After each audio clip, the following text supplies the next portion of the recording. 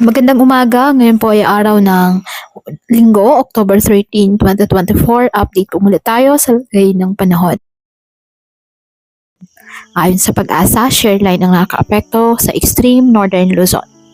Wala pong bagyo o low pressure area na minomonitor sa loob po ng Philippine Area of Responsibility na maaaring makaapekto sa ating bansa.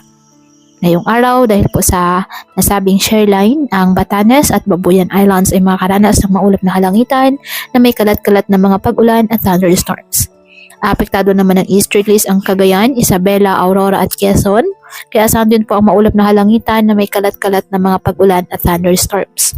Ang Bicol Region, nalalabing bahagi ng Cagayan Valley, bahagyang maulap hanggang sa maulap na kalangitan with isolated rain showers or thunderstorms na dulot ng easterlies. Apektado naman po ng mga localized thunderstorms ang Metro Manila at nalalabing bahagi ng ating bansa.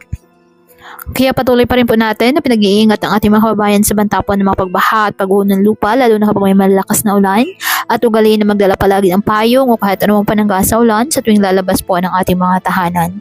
At yan po muna ang update sa lagay ng panahon ngayong araw. Muli patuloy po tayo na mag-ingat at palaging tandaan, God loves you. Stay safe and God bless.